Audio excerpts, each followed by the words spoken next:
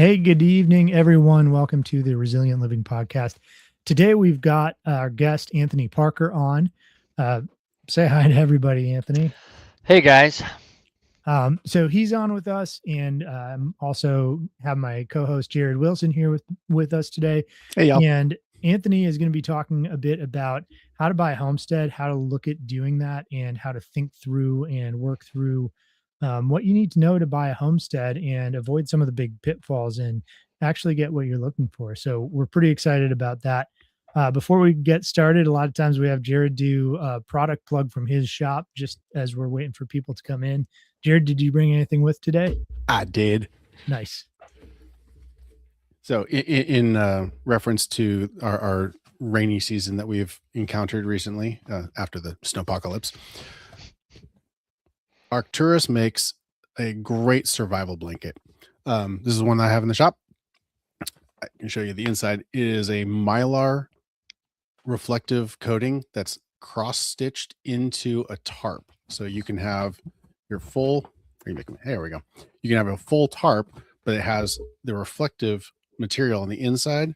So you can build yourself a impromptu shelter and reflect back all of your heat. So even if you didn't even have a fire, that will keep you from getting too cold. If you do have a fire, that'll keep you roasty, toasty warm. So get some kind of a survival blanket to throw in your vehicle just to have on hand. Doesn't take up much space, not that expensive. It's a great thing to have. Cool. Yeah, that looks like a pretty nice one. It is. Awesome. Well, Anthony, can you tell us a little bit about how you got into what you're doing? Obviously you're a realtor, you help people buy homes, but you've kind of found a niche in homestead buying. How'd you get into this? Where'd your passion come from? Tell us about you. Yeah, so I'll just do just kind of a quick little, how I got to our homestead and then a little bit on how that came into real estate. So Brittany and I, my wife, lived in Milwaukee for quite a while, and we always wanted to get out and get to land, particularly after my daughter was born. We just hated how to see any green grass, we had to walk like 15 minutes to get to the park. Yeah. And so it's like you couldn't just be like, oh, hey, let's go outside and play. Like it was a whole ordeal. You got to get the stroller out, grab all your stuff, like plan for, you were going to be gone for an hour or two or three. Like, it was kind of frustrating. And then we were a big fan of the farmers markets. We went every single Saturday, and you were really just like fresh fruit and produce, and we had some just really favorite farmers there. And so we always wanted to get some land, and we weren't really tied to Wisconsin, and took a bunch of trips down to Tennessee, and over the years just kind of saved up money and made a plan to move. And so we moved and bought a 1930s home on only about 11 acres, but it's been a farm for the entirety of its life.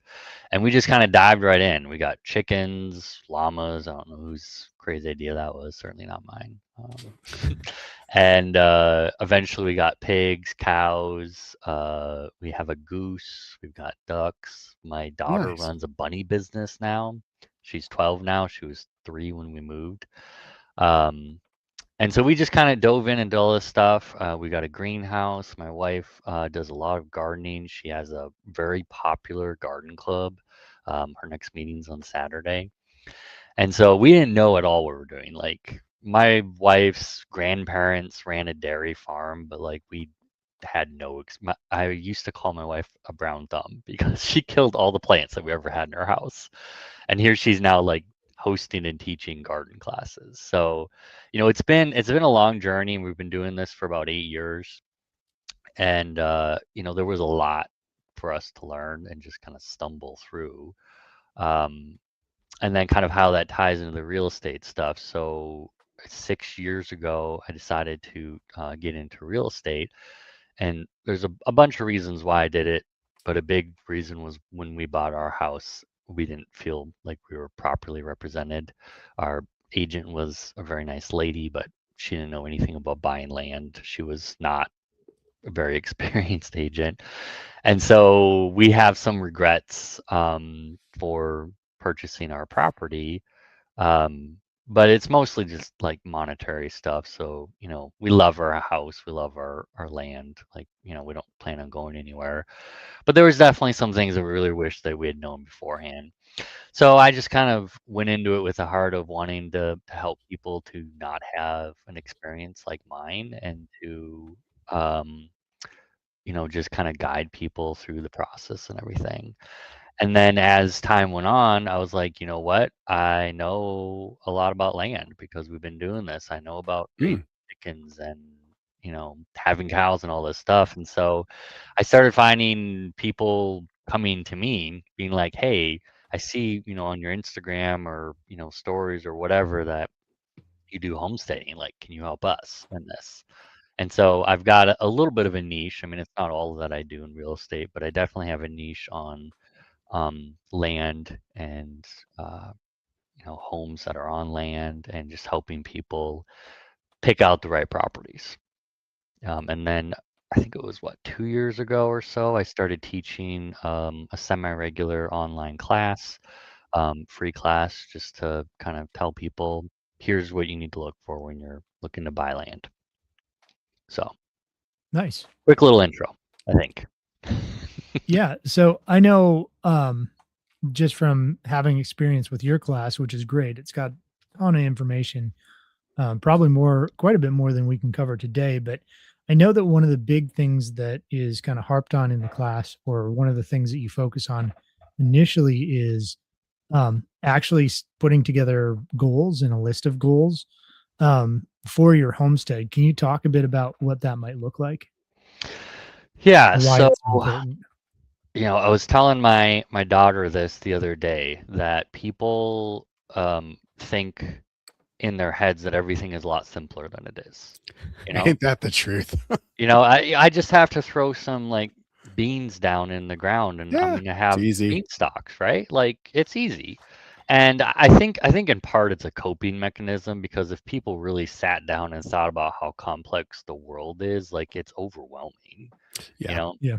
Like, everything is super complex. I mean, just thinking about like our logistics chains in the United States to, they're insane. bring produce from California over to Tennessee or whatever. It's ridiculous. And so anyway, people think things are really simple. But when you actually start to do research and you start to dig down into things, you start to realize, okay, maybe this is a bit more complicated than I thought. Homesteading is 100% in that category. People are like, oh, I'm just going to buy 5, 10, 15 acres, and I'm going to, get chickens, cows, goats, a milk cow, grow a garden, have a green, like, do everything, All the things. Yeah, all the things. And I'm not saying that you can't do all the things, but you need to really, know before what you're you getting just into. yeah, before you dive in, you need to just kind of set some goals for yourself, like realistic goals. Do a little bit of research. Think about where you want to be on the property in, 3 to 5 years. Like, whatever property you get. And then that can help you to decide what kind of land you got. If you So, what want were to your have, goals when you got your place? so our goals, we didn't follow this advice. I mean, this is, like I said, it was a learning process for Yep. us. Like, we dove head first and made some stupid decisions. Like, we got llamas as one of our very first animals. Why? I mean, Because Emperor's New Groove. Who doesn't want right. llamas, right? And there was reasons behind it. Like, they're supposed to be sort of like donkeys, like guard animals Mm, to an extent, because they're weird and kind of scary. Um, but it didn't really work out very well. There's a high parasite load in Tennessee. They're from a dry climate. We're a wet climate. Like, it just, they're really not well acclimated to Tennessee as a general rule. And they, as we decided after having them for a while, they really don't have a whole lot of use. They weren't good at garden anything, and they don't really have products that you can use. So we didn't keep them long term, and I wish that we had just jumped into cows right away. But mm, here's the thing: the funny thing about cows is meat cows are really easy. They're bred to be simple. yeah. Like, You throw a cow out on the pasture, and as long as they have access to grass and water, like you're golden. I Right. mean, we'll look outside every once in a while in the morning and be like, "Oh, look, there's a new cow." Like, I guess our cow was pregnant. I mean, it's not quite that, But yeah. but it is. Like, we have an idea. We don't get our meat cows pregnancy checked. It's not worth the money. And so we're like, okay, well, they're with the bull, Yeah. so If it happens, yeah. it happens. It happens. Like, I mean, we do planning. We split them up. If need be, of course. And so, I mean, we're not hands off by any means, but we also don't have to worry about the meat cows as much. Like, it's a storm outside, like they don't even care. Like they won't even go into the barn. They're just out munching their grass, chewing cud. Yep.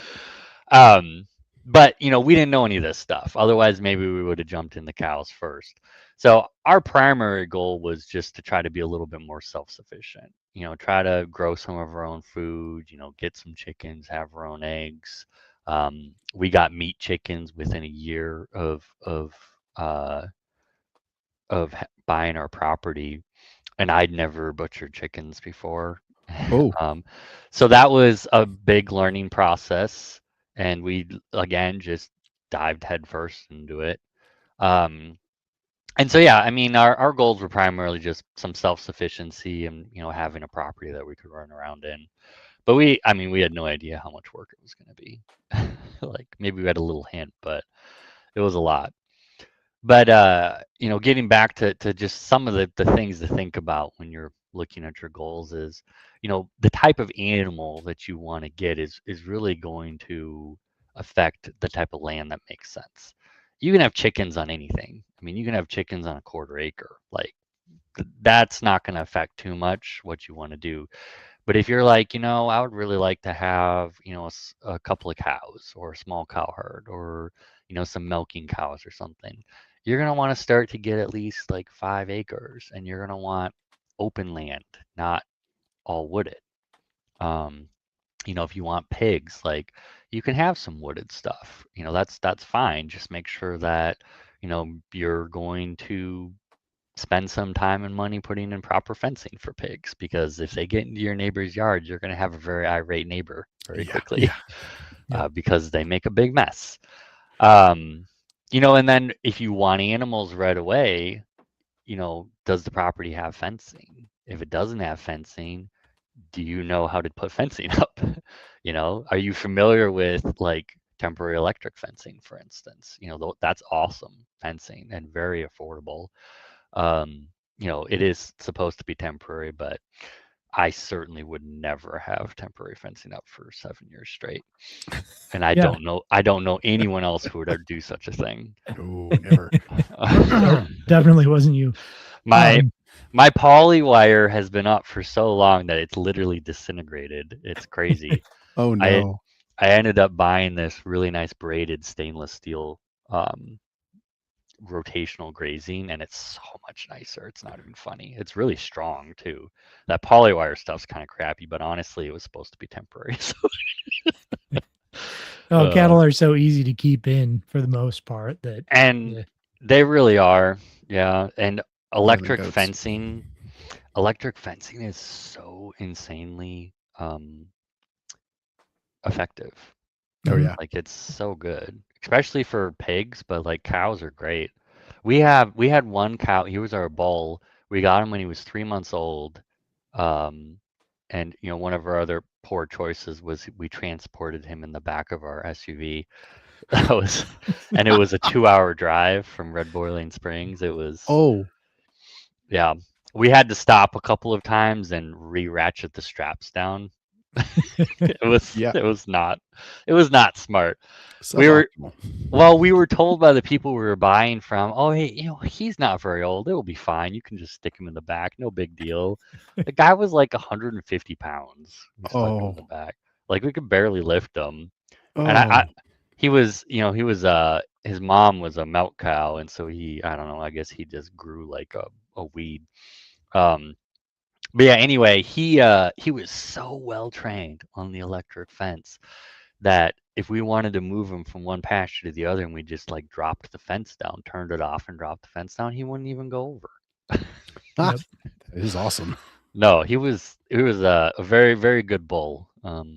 Unfortunately, we did have to send him into the freezer because we were changing it. We needed to change our bowl. He was Mm. it was getting to be a little too much relations there. Ah, yes. So eventually, you gotta swap the bowl out, and we were changing breeds around anyway. So, but yeah, goals super important just to kind of sit down and think about what you want to do and how that's going to affect the type of land that you're going to want and how much you want. A lot of people think they need a lot more than they do. I mean, you can do a lot with just 5 acres. A lot, Oh a yeah. lot. I mean, you Yeah, can do a lot with even less. I think people get really bent around the axle about getting enough property. Hmm. And I had one lady approach me with a question at a festival once because I was on a Q&A board, and she kind of explains her situation and asks, what can she do on her property? And so the situation was she had bought this house. It was on a fairly steep slope on a north facing hill. Mm. It was all wooded and mostly rock. And Eh, like maybe timber, I don't like that's all there bad.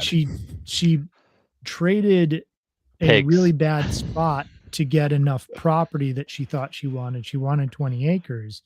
And so instead of thinking about, what she's going to use it for and does it work for that and putting her goals down and thinking through it, she bought this essentially useless property. And so yeah, writing down if, water independence is your goal, well, you're going to need a really good spring or you're going to need an existing well because you don't want to guess at drilling a well and hoping you're going to hit something.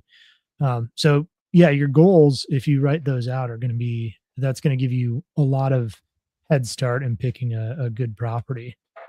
Someone's got to guess on the well eventually. Yeah. Well, I mean, if you're one of your top priorities is water independence, that's a different thing than if you're like, I'd like a well, but it's already on city water. Hmm. Let's try drilling for one. There's a difference in that, I suppose. It's tough too, because I mean, you will run across properties where you don't have a water source and you will need to drill a well, and it's Mhm. not a for sure thing. Sure. Yeah. I sold some land last year that was the situation. There was 40 lots available. They were splitting up like 1,200 acres, and there wasn't water for any of them.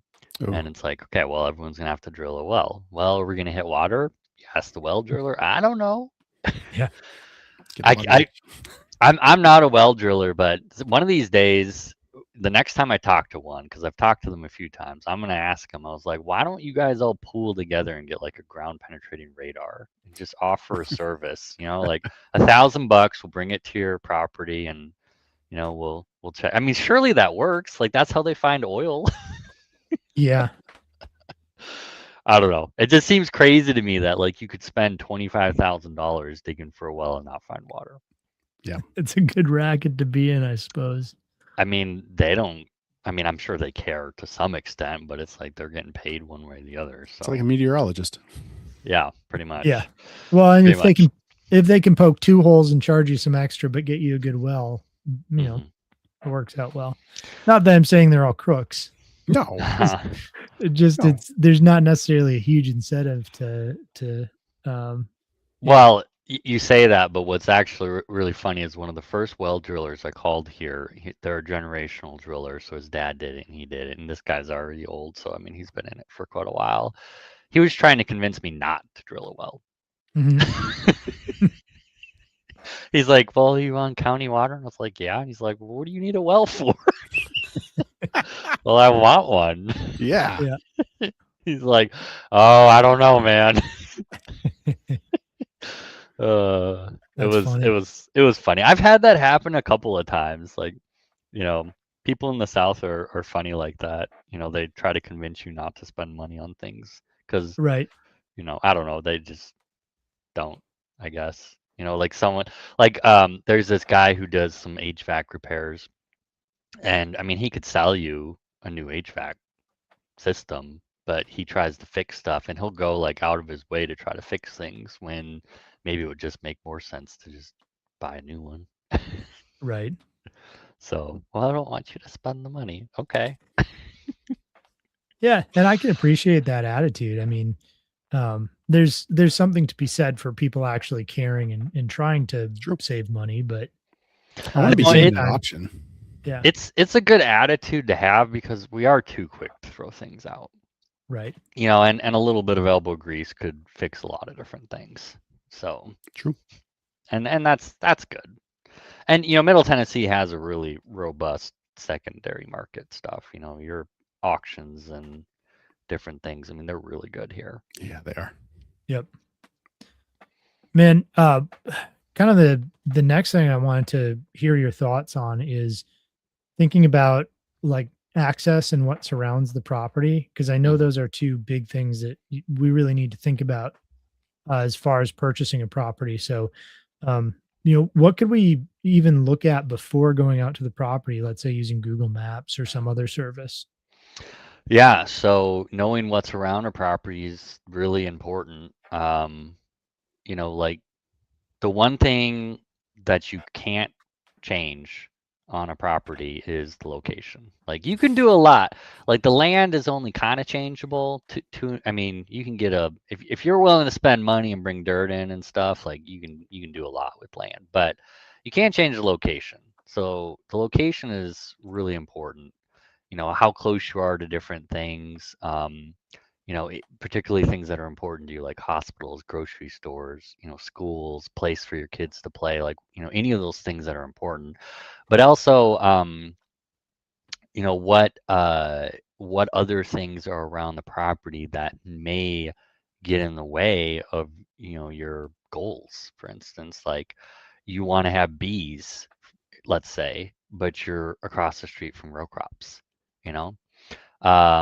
Maybe you're downstream from, the old Monsanto plant, like Oh, there might be some chemicals leaching there. So, um, some of these things are going to be harder to know or find. But I always find it really useful to grab, some sort of satellite imagery and look at the property, look at what's around it. Um, one thing that a lot of people come to me, and that's a concern for them is being too close to cell towers. And what I usually tell people is try to be like 1 to 3 miles from the closest cell tower. Because Hmm. if you're too far from a cell tower, what ends up happening is one of your neighbors is going to sign a lease, and then you're going to have a cell tower, and it's going to be like a quarter mile away. So Right. in my opinion, it's actually better to know, hey, there's a cell tower 2 miles that way, and then there's another one 2 miles that way. Well, they're probably not going to stick one in the middle of that because your service is fairly decent. But paying attention where those are at, um, making sure that you have road frontage on your property is really good and important. Or if you don't have road frontage, that you have a very clear easement that's deeded. Um, let's see what else. If you're buying raw land, something you got to consider is you're going to have to put a driveway in. So you want to make sure that there's a good spot to put a driveway. I mean, if you've got a property that's like straight down like this or straight up like this, like that can be pretty expensive to put a proper access in. Our And to winters, maintain it. mhm. yeah, and our winters here aren't too crazy, but if you got something that's a pretty steep slope, I mean, you get a little bit of water or ice on the ground, you may not be able to get in and out of your driveway. So things to think about when you're looking at land for sure. Yeah. Yeah, so when I was moving down here, there was a house on the market and it was like 125,000, but it's a really nice, almost 2,000 square foot house, really pretty, pretty property. And so I got down here and went to look at it, and I had my two-wheel drive vehicle and I couldn't get all the way up the driveway. Because at the time I hadn't gotten into, understanding topographical maps and looking at terrain or thinking that anybody would ever build a house up such a ridiculous hill. So I didn't even think of it Sure. until I got out here. I'm like, oh, that's why that's Yeah. why that house is so well, it was also 10 years ago. So it was a lot less. But it's something that I could have even checked online had I thought to. Yeah, that's a good point. The topographical maps are great.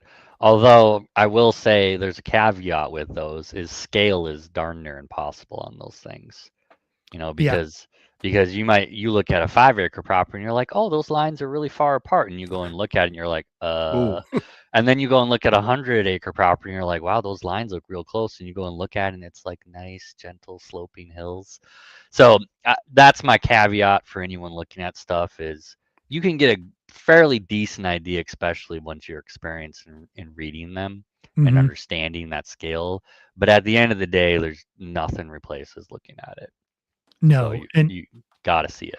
yeah, you absolutely have to. And I've gotten really good at pulling that data and mapping it onto new maps, and understanding it to really finite detail, but or finite detail. That's a weird word. But even then, I need to go out to the property really to see somebody's property to understand what we're dealing with. Yeah, and I mean, I don't know how accurate those topographical maps are. I mean, I have to imagine that the land changes fairly substantially over time from when it's last been updated. So they seem to be pretty decent overall, but again, like there's going to be some sense of scale that's difficult to always Yeah, address. Um, and it's not always really clear if something's going up or down until you true. actually get on it, because at least none of the topographicals that I've seen tells you if it was up or down unless you can see another marker for the height and you can see that, hey, it went up or down. So Yep. Yeah, you have to use a it's called hillside shaded mhm. on LiDAR, and that'll give you you overlay that with the contours, and then you can see much better where things are going. But see, most people don't. that's getting real crazy into it, and I'm like, let's Right. just go look at Yeah, that's right. it. Exactly. Exactly. Because we're gonna have to do that anyway, All right. you Yep. know. So yeah, because I mean, it's so important to look at the properties. I mean, it's one thing to like sight unseen buy a neighborhood home, but land, like you can't. Land does not photograph well, particularly if there's trees. It just Mhm. doesn't photograph well. Drone footage is okay, video footage is okay, but it's just the perspectives are just not right. And so you gotta look at something. There was this property last year where I looked online and you know I get a pretty good idea of what land should cost. And I was looking at this land and I was like, these prices are too good. There's something wrong.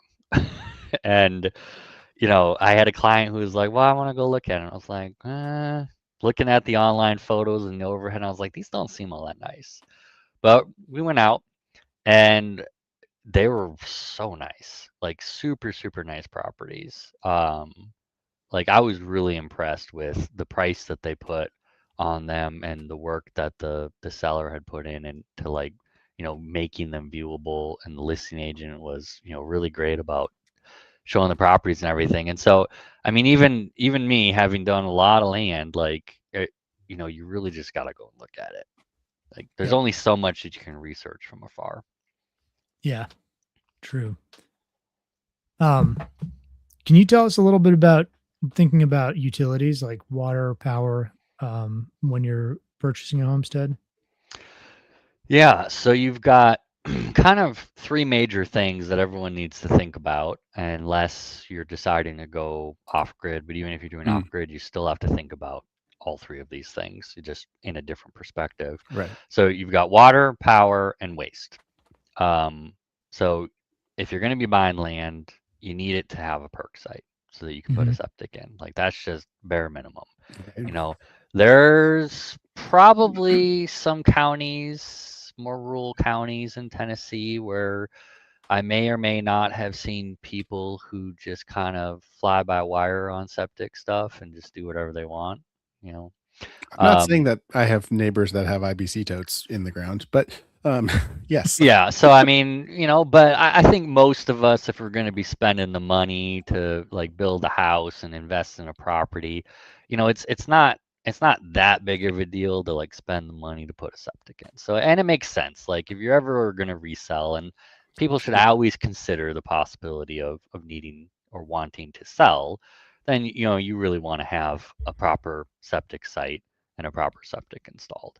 And it's not nearly as expensive as people might think, particularly if you're from like the Midwest or the East Coast. Mm. Because you don't have to dig them in the ground. I mean, shoot, half the septics I see about this deep. Oh yeah, right. So definitely, because Tennessee's a rocky state. Yeah. There are 100% properties out there where you cannot perk it. And, they call those recreational only properties, basically. You could do composting toilets, various, Mm. in more rural spots, you could have your brown water or gray water, sorry, not brown water, gray water, just go down the hill or whatever. I mean, there's methods around it, but generally speaking, you want to have a site that properly perks. Power is important for the majority of people. We want to be able to have power, whether that be for your computer, your lights, your stove, heating, cooling, whatever. We want power. And when you're going to buy land, particularly if it's raw land, it's very common for there not to be power right there. There might be power on the road, but maybe there's not power where you want to build. And so you're going to have to look at, okay, well, I'm going to have to clear, and it's usually like a 50-foot right away. I think it's 50 feet. Right away, depends on the power company. Right. You got to clear the right away, and then they got to put the poles in, and you got to pay them to do that. Yeah, which can be expensive depending on how far you're going. Yep. Mhm. Most of the time, they'll give you like a pole for free. It varies by power company. You still have to pay the hookup cost, but you don't pay for the pole. But sometimes there may not actually be power on the road.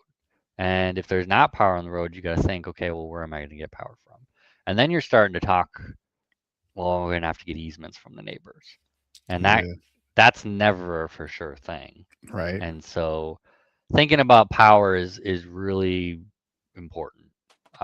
So there's you definitely want to be asking questions about that, making sure that if you're not doing solar panel off grid, Right. making sure you got something ready to Ryan, go. how much was it that Stacy said that she got quoted to get power out to her place? Wasn't it like $30,000 or something stupid? Yeah, it was like 30 or 40,000, and I've heard way more for certain Golly. properties.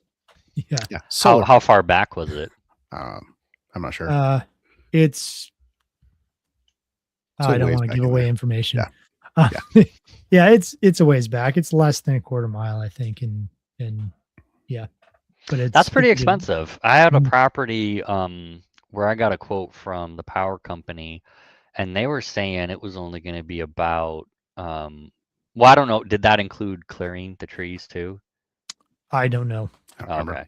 Yeah, because the quote I got from the power company was something like $10,000, and it was a quarter mile. It was $5,000 to $10,000. That didn't include the clearing, and that was the run power from. It was about 2 properties over. Wow. So really, it wasn't too bad considering. Um, and the variation was depending on how many poles that they would need, because Sure. some of the land was kind of like this, and you can't. They were estimating. I think it was something like 8 poles were going to be needed, but it could end up being like 10. So, but then you had to clear the land for them already. So then Sure. there's Right. the clearing cost for a quarter mile is over uneven, rough terrain. I don't know what that would cost. So I could definitely see 20, 30 being, the end price at the end. Yeah. So yeah, that's definitely something to think about. Mm-hmm. And then the last one is water. We all need water to survive. It does come from the sky, so that is always an option. I Yep. do have a friend who their non-drinking water is from rainfall. So I mean that is a possibility. But otherwise, I mean, your primary sources are going to be your utility district water, unless you're in the city, which I don't know why you'd do that. Then that would just be city water. And then rainwater or springs.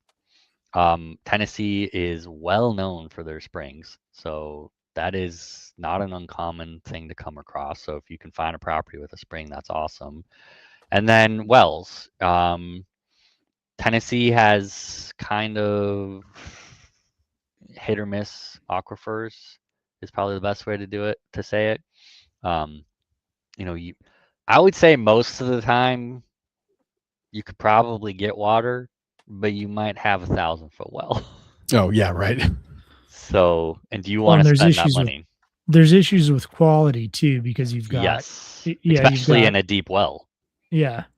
iron, sulfur, and then I've Uranium. actually come across several homesteads that people have bought where we've ended up finding, what do they call them? Injection wells. Hmm. And injection wells are where somebody drilled a big hole in the ground to inject something into it. Oh, A waste material of some sort. yes, right. Sometimes chemicals, sometimes I don't even know what. Whatever. Yeah. I thankfully have not run across any of those, but it is something that every seller has to disclose. If they're aware of it, yeah. If they're aware of it, yep. So I've never seen anyone say yes on it. Not yet.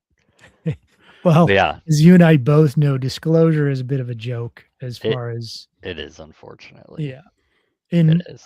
Coming from Minnesota, which you did as well, the disclosure laws, they were really strict about them. Square footage, any disclosures, it was a really big deal if you missed something on disclosure. Here it's kind of routine, don't ask, don't tell seems to be the I've noticed mantra. Yeah, I mean, buyers can and do successfully sue sellers. So, but it's difficult. I mean, you have to prove that they knew about it, basically. Right. So, I mean, we are to some extent a buyer beware state, but we also have very lenient contracts for the buyers. So, it is on them to do the inspections, and they can back out for any reason in inspections. So, whereas some states, I'm not sure exactly which ones. I think Virginia might be one of them. When you enter into a contract, you actually have a non-refundable earnest money deposit, even if you back out for inspection. So we are fairly friendly as far as, like inspection periods go. But yeah, there's definitely, I mean, it is kind of a buyer's beware. They're supposed to.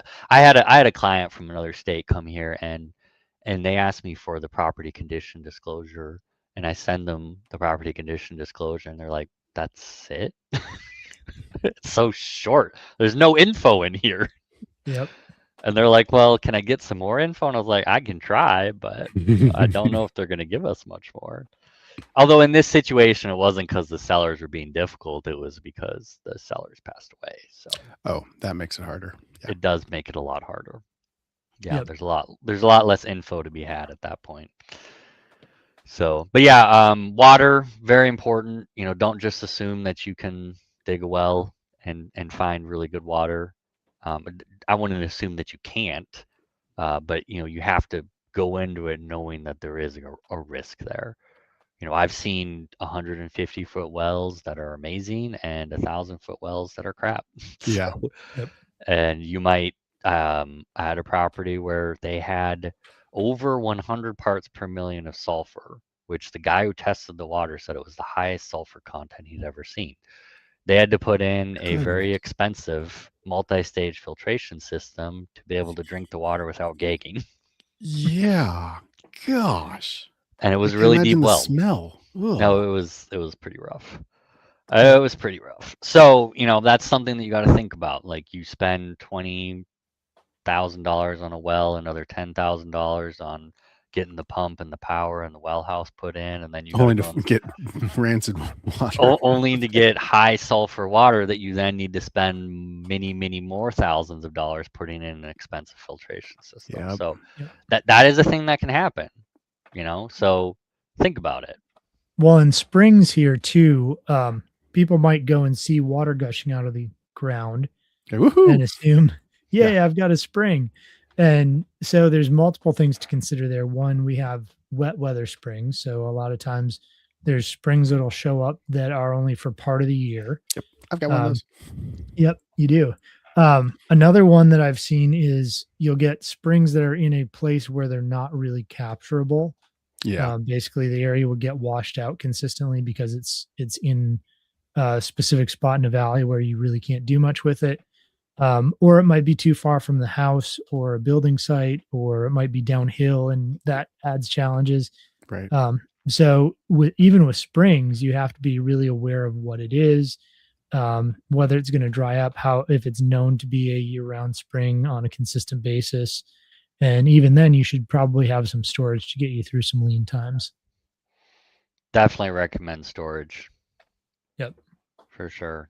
Yeah, I've sold a few properties where they had springs as their primary water source, and I mean, like anything that you control, I mean, you do have to do some work on it, do some maintenance, and you might get a frog stuck in your pipe. Yeah. Yep. Algae can grow. Yeah, you can all. Yeah. Yeah, that's an ask me how I know story. Yeah. Twice. But yeah. Oh. Did you saw somebody have that happen to as well? Yeah, twice. Okay. Because I've had that. I've have a client who I now maintain their spring on a couple times a year. And yes, frogs and other things getting stuck in the underground lines is a consistent issue. Yeah, it's one of those things like you have to go out there a couple times a year and just check everything, clear out some weeds, and make sure your screen isn't. Make sure you have a screen. Make sure, yeah, and that your screen isn't all covered in crap. So, yeah. I have another client who bought a property. I think it was 2 years ago now, and he has the best spring ever. Like it was crazy. And when we got really dry, not this last summer, but the summer before, he was worried because it had dropped down to only like 10 gallons per minute. And I was like, that's a really good spring. I mean, yeah, everyone else is dry. Everyone else is like crazy dry, and you're still getting tons of water. So, one little tip for if people are looking for springs in the general kind of Middle Tennessee area is that the springs that seem to be the most consistent and the best, there's slate underneath them. So the water, as the water runs down, hits that slate and runs out. It's running down on slate, and those seem to be by far the best springs here. Makes sense. Slate, man, all I ever see is limestone. So usually the limestone, this isn't always, but usually the limestone are springs at the bottom of the hill. And the slate is actually uphill. And here in the topography, for whatever reason, it tends to work out that the slate is about 2/3 of the way up the hill, somewhere right in that range. So if you can get those springs, those are usually the best. And from what I can tell, looking at maps and data and all kinds of other stuff, those lower springs are oftentimes just the upper spring that was slate finding a new path back out because they'll go back underground. So a lot of times it's a spring that's already emerged that's going back underground that you're looking at the bottom. I always love driving around in winter and you see those rock faces and they're just like weeping water that's freezing into icicles. Yes. It's like, man, sheets water. of ice. Yeah, rock is so porous. It's crazy. It really is. Like if you really think about it, obviously not all rocks created equal, but what we got here just seems real porous. Yep. Well, and that's what's really cool is you yeah. actually end up with this water battery where as water hits the top of that rock system, it takes time to filter down through. So you get this water that's essentially stored in place in a hillside, and it makes its way down until it hits something it can't get through, which is the slate layer because it's impervious. And then it has to find a way out to the edge. And so the water you're getting at one of those springs might be several years old as far as filtering through the rock. So it's pretty cool how it works. Or several decades if it was at the bottom of the hill. Yeah, it depends. Yeah, natural filtration systems. It's cool. So one of the things I see people making a big mistake with, especially when homesteading, because there's going to be extra costs, is not staying within their means on the price of the property. That one's really tough. You go and buy, a house in a neighborhood and you spend 400,000, like you spend 400,000. You know, Yeah. if the house is in fairly good shape, like you may not have a whole lot of other expenses coming up unless something breaks. You know, and Right. obviously that's always something to think about in a home. You know, like your HVAC might go out or your water heater might explode. Like who knows? Anything can happen. But with a property that you're wanting to like homestead on, you got 5, 10 acres, like you have extra expenses you need to think about if you actually want to do anything with the property. So in addition to having a home that you also have to maintain, Right. you're going to need fencing, most likely. You know, almost any animal you have, minus chickens, because they don't respect fences at all, you're going to need some sort of fencing. And fencing requires maintenance. And if there's already fencing on the property, I swear 9 times out of 10, they did a terrible job at it. I've seen so much bad fencing, it's crazy. Um, and so you got to think about that, and then you've got the acreage has to be managed. You know, it's got to be cut on the regular, otherwise the Tennessee weeds are going to take it over. Yep. And then you know, I see people purchasing like raw land, for instance, thinking, "Oh, this will be cheaper because it's cheaper," right? Not Yeah. thinking I'm gonna have to spend all the money to clear this. And then it's gonna be a bare minimum of a year if you know what you're doing before there's really gonna even be any grass on it. So you know, people try to like save some money on some different things without really thinking about, you know, what what all the costs are really gonna be. You know, do you need additional buildings on the property? You want chickens? Is there a chicken coop? If not, do you know how much that's gonna cost? If you want your chickens to actually live, are you going to put either some sort of guardian animal or a secure chicken run? What's that going to cost? Either of those. Like they both cost money. One of Right. them continues to cost money because you got to feed the dog, and the other one is an upfront cost, but you know there's a definite cost there. Um, if you have animals, there's maintenance on animals. You know, and it varies depending on the animal, but you might have, you know, the occasional vet visit. Um, you got to feed them, you got to water them. I mean, my water bill is probably double what someone, you know, in town pays Sure. because my cows go through 100 gallons of water a day. Like, Wow. Yep. and it's more in they go through darn near 200 in the summer. So, I mean, there's costs there. Yep. Man, And you and I need to talk about like setting up a pump in your spring with the or in your stream with a Right. solar panel or something to yeah, reduce that cost. it is a year-round creek, but unfortunately, the flow in the summer gets real low. It's great now, it's roaring right now, but in the summer when I need it the most, it's definitely low. My thought was to get like a nice 2,500 gallon tank and just collect water off the roof of my barn. Sure. And the I think the I think the capturable area on that barn is probably over 2,000 square feet. So Oh, it's a that's a lot of lot of water. it's Yeah, a you lot can of do a water. lot with that. Yeah, so that was an idea, you know, just do some basic filtration and then, you know, there's no contamination over there because it's metal, so there's no shingle, granulars, or anything to worry about. The only tree we got over there is hackberries.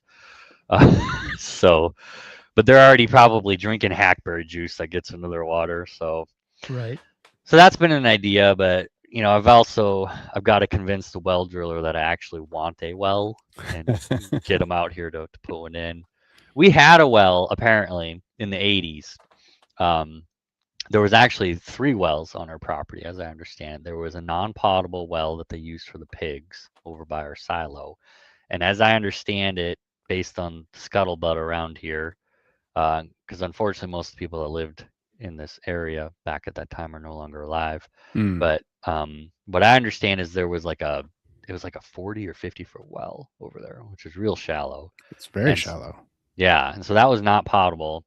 And then they had another well that it had to have been right off of our kitchen. It couldn't have been far off. I don't know Mm. how far, but it couldn't have been very far because we have a cistern under our kitchen. Oh, that's cool. Yeah. And so we have some old, you know, well equipment, but we don't know where the well head was.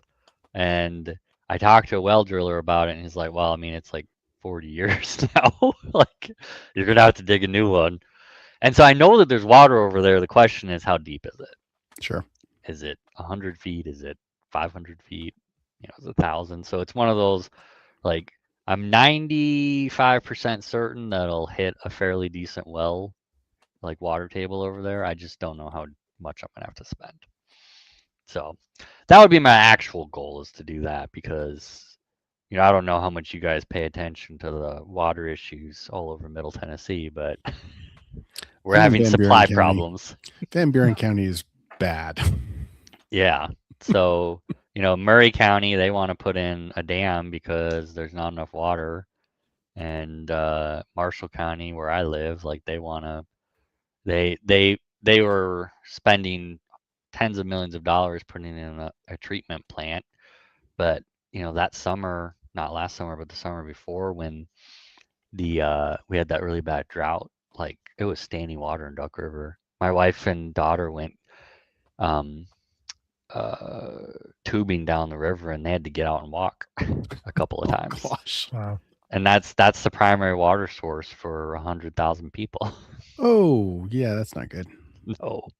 Yeah, I've noticed something really odd, and I don't know if there's any connection, but there's a lot of the lakes around here, like behind Center Hill Dam, and pretty much every lake I drive past in Tennessee appears to be like 10, 15 feet down from its normal height. Yeah, not even And its it's high been water that mark, way. but it's like normal watermark. Right. And they've Yeah. all been that way for basically since the middle of COVID, so 4 years ago. Right.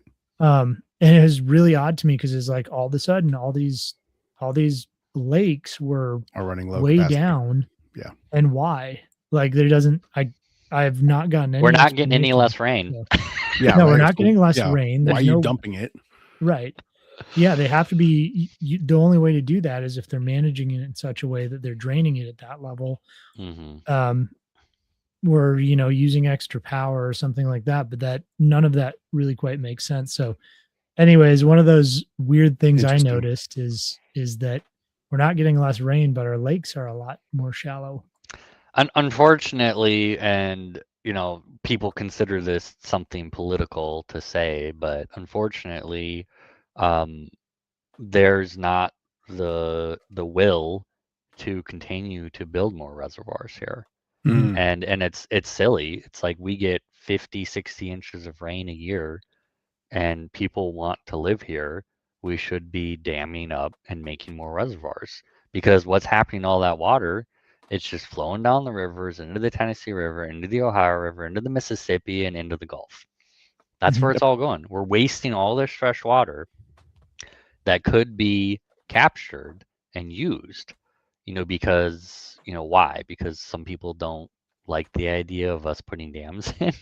Like, Well, and we it's could be silly. using our property so much more thoughtfully too, right? We could be capturing that water on the property. There's a property I've been working. Yeah. It's a property I've been working on that's 6 acres, and there's only 3 acres that we've done much of anything with. And there's a hand dug well on the property. And that well is about 20 feet deep, and it pretty much always runs dry in the summer. And since we've started doing things like more careful water management, improving the soil, putting in some swales, that well, I think, is on average about 4 feet higher in water table than. Wow.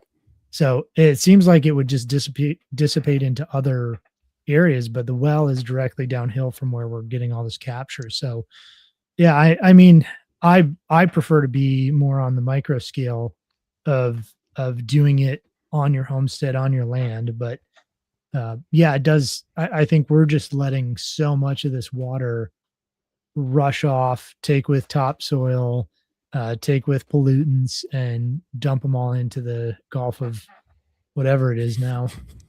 Right. Yeah, I actually have a spot on my property. It was interesting. I was looking at the federal maps, the GIS system, and it's always fun to look at that. And they claim that I have a pond on my property. And I looked at where they say I have a pond, and technically it is a seasonal pond. Hmm. So through a lot of the winter, we hear the frogs back there, and we actually don't have to give the cows much water because apparently they like flavored water better. I don't Ew. understand it.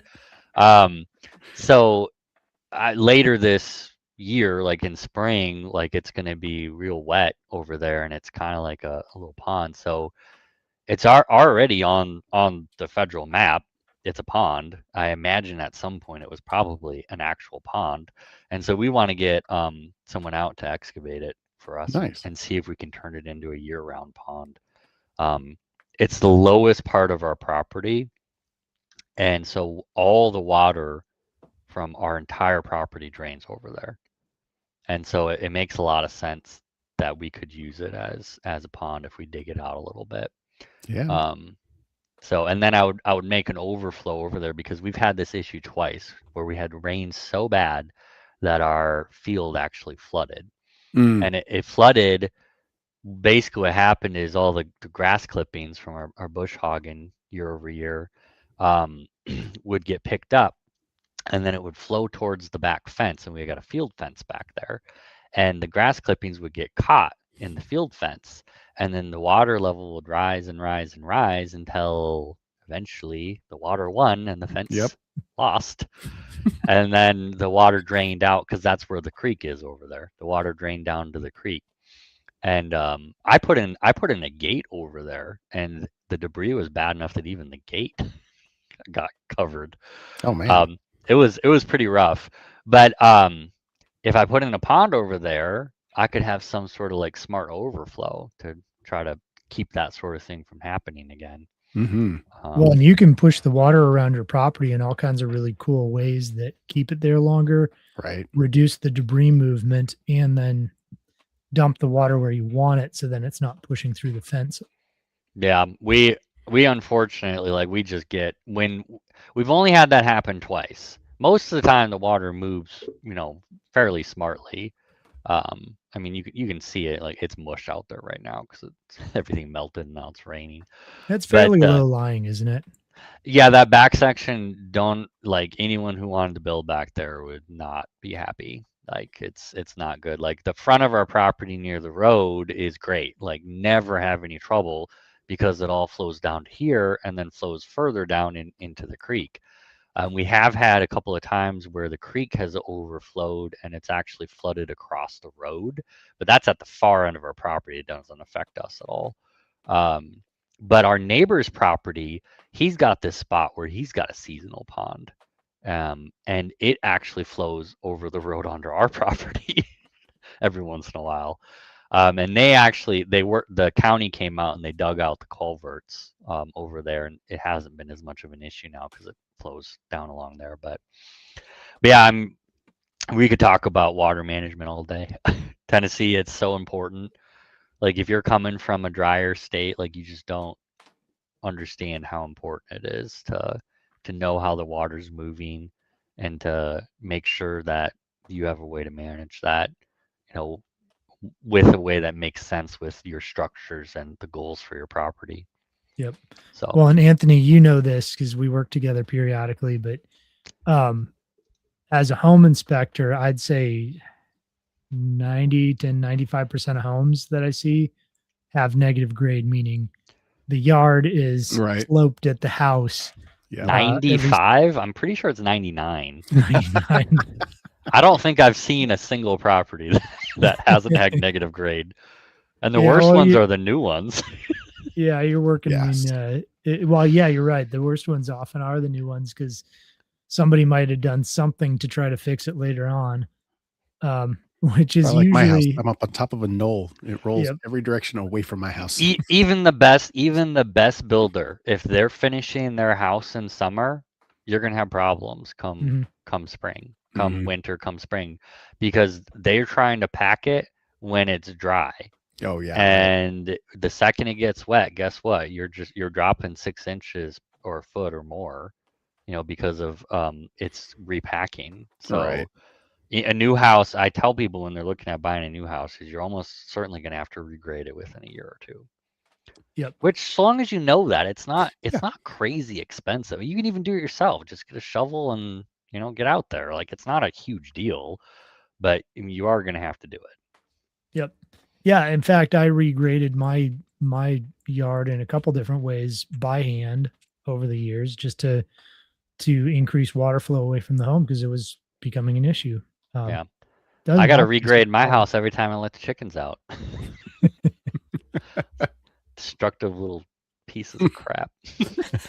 We actually, what's funny, since we're on, we're talking about homestead stuff, we actually got rid of a lot of our chickens. I think we're in the late stage chicken phase.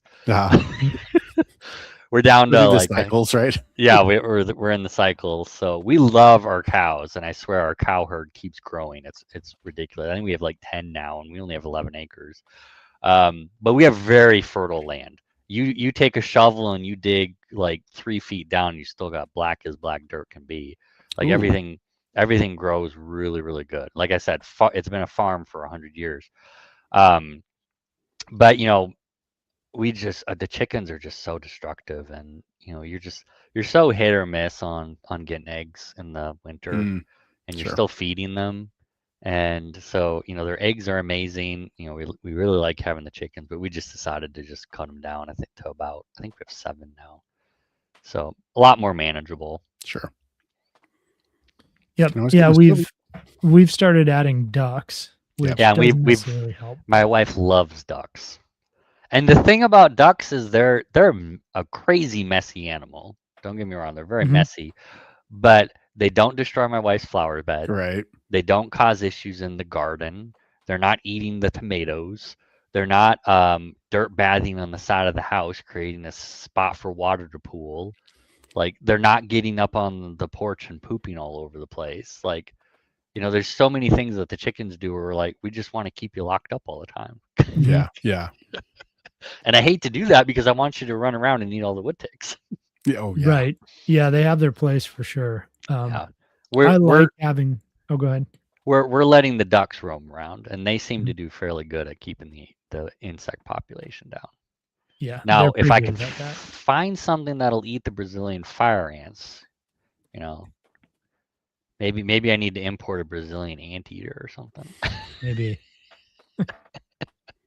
Yeah, the fire ants are the one thing where I'm like, you know what? I'm okay with using just a tiny bit of 7 dust. Just molten aluminum. Just pour molten aluminum right down there. Because we all have that sitting around with a forge to melt it down, right? Okay, I'm weird. Yeah. So our issue is, like, obviously, like many bugs and animals and stuff, they like your loose soil. And they love wood chips and love things that are covered. So it's a constant struggle year after year in the greenhouse and in the garden. Like, they always move in everywhere. And, you don't want to be using, any toxic chemicals in there. So we've always just done boiling water, which works okay, but it's not perfect. And it's a constant thing. Last year, fire ants were really bad this last summer. They were so bad. I don't know why, but they were horrible. But yeah, I don't know. That's the one bug, animal, whatever, that, like, if I could just get rid of one. Well, Rocky Pines are Vic. Cornstarch. It says, yeah, baking soda and cornstarch for fire ants. I wish I only had 4 mounds. I think I have 4 mounds per acre. Actually, per acre. Oh, wow. I wouldn't be surprised if it's more than that. What's funny is, like, any areas that you regularly mow, I mean, they don't go in there, generally speaking. But last year seemed to be different. Like, they just were popping up everywhere. You'd mow them down and they'd pop up again. You mow them down, pop up again. It's like, what the heck?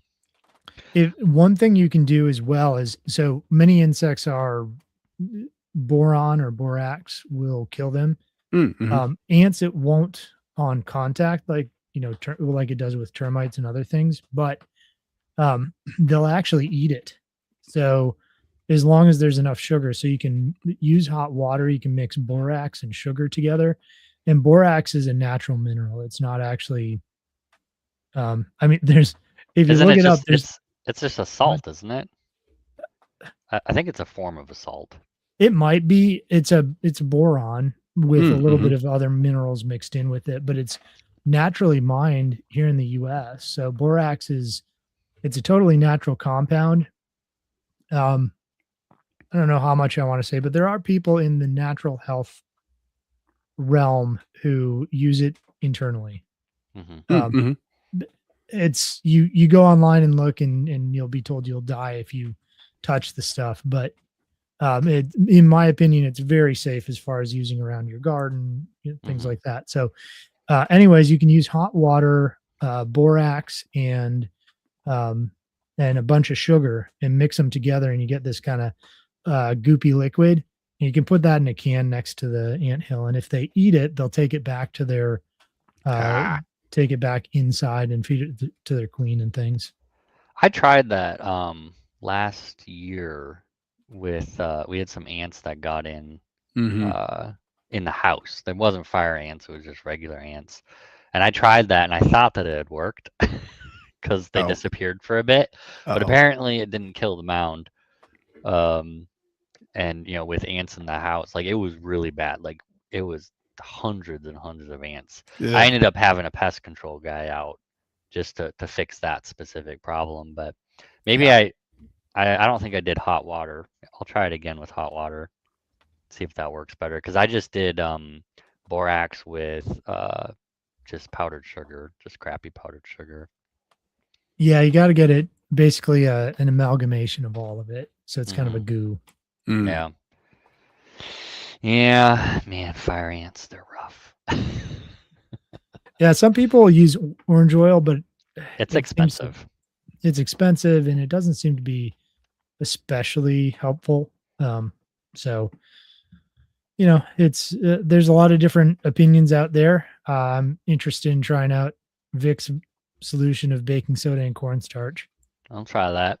Yeah, I think it's I not have going to hurt both of anything, those. right? And they're both very cheap. I Mhm. like cheap because Cheap is I good. have a lot of fire ants. Yep. I can't do an expensive fire ant thing because I have too many of them. We actually what we were doing for we haven't done this for a year or two. Um, we would take our big pot that we use for dunking our chickens when we butcher them, and we'd fill that with water, put it on the propane heater, and just boil water right in the garden, and then you just scoop it out, Pour dump another. it on the things. It works. It's annoying to set up, but it works pretty good. You just have to plan to be out there for a while because it takes a little bit for I don't know how many gallons that is, but that's a lot of gallons of water. I think it's like 112 quarts or no, that can't be right. I don't know. It's a big pot. I can stick turkeys in the thing. Big Nice. pot. Yeah. Yeah, it's a big pot. Have you had to deal with the ground hornets at all? No, no, nothing like that. Just Buggers. we get a lot of the dirt daubers, which I don't mind them. I mean, they make a mess, but Yeah. Mhm. they're not aggressive. We get the red wasps, which Yeah. they don't seem that bad. They're aggressive, but I honestly think their sting's not as bad. Mhm. As the yellow ones. The Mhm. yellow wasps, the yellow jackets, I feel like they're the worst. We don't get a ton of them. We mostly get the red ones. The black and red ones, if you've ever gotten stung by those, in my opinion, are the worst. Yeah. Because Yeah. they'll actually make whatever tissue they hit hard. Hmm. So you'll get like it'll swell Big up and get raised up welts and yeah, but like your whole arm, it's a venom of some sort, and it'll actually Mhm. turn your arm muscle hard Yeah, or whatever they sting you. the wasps really like our house for some reason. It's a full-time job keeping up with them every year. I was in a garden last summer watching one of those yellow or not yellow, red wasps. And it came along and there was a um, worm I was about to pick up, like a caterpillar. Hmm. There was a issue in my garden. I was about to pick it up and I see this red wasp come in, grab the thing, pick it up, and take it. I'm like, oh, these guys have a really cool purpose. They actually Wow. eat those pests. They can have a purpose near the garden, just not around my house. Right. We get a lot of bumblebees, and our neighbor who's got over 330 acres or something, Wow. he has tons of wild bees, like tons and tons. And so they'll come over and we just have swarms and swarms of bees all over my wife's flowers. Awesome. every year. So I'm sure they're making some very delicious honey somewhere on his property. Nice. But they're great pollinators. I don't think they're probably doing much about the bad bugs, though. No, probably not. I'm sure, we tried to capture a hive. We did capture a hive, one of the swarms, one year, but it was too small to Oh, survive. But I bet you they're really good bees because they're really acclimated to this area now. As I understand it, the guy who owned our property back in the 90s, in the 80s and 90s, he was a bee farmer. hmm. And he apparently had a lot of hives, and they would swarm and go into the woods, of course. And so we've got like bees that have been around here for probably 60 years. Wow. Like, talk about well acclimated to an area. Yeah. Mhm. So we'd like to try to capture our swarm at some point. We've got everything set up. We just need a new bee capture box, because I changed the frames I got. I bought a different hive, and I need different frames for them. But yeah. Do you know Adam Martin from bekept.com? Yes. Okay, Yeah. good. We've my daughter and wife took his bee class many moons ago. So I have a Awesome. whole bunch of bee books. I think they're all back there somewhere. I don't know. There was this guy who, yeah, there it is, Keeping Bees.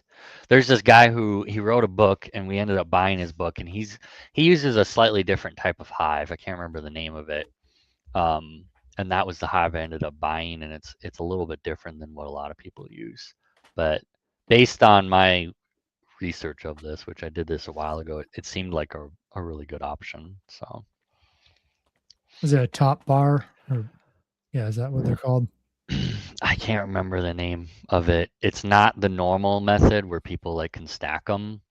This one's not Yeah. meant to be stacked. That's the Langstrop or something like Yeah, that. that's what it is. Yeah. Okay. Yes, that sounds right. And I can't remember exactly why I liked that, but there was some reasons why it seemed like a slightly better option. I believe it's the predominant European way to do it, if Okay. I remember correctly, whereas the Americans primarily use the other way. But since I have no intention of ever buying a queen bee and only ever intend to capture wild swarms, it seemed like something that was really bee friendly would make sense. Mhm. I don't know. I don't know quite enough about the subject to really speak too intelligently on it. I just remember all the research that I did. This guy was very convincing. And he's been a beekeeper like for 40 years or something. He's wrote multiple books and all The kinds of hives stuff. we're used to and the way that people are told to manage them, I think, is problematic. It's not how bees operate.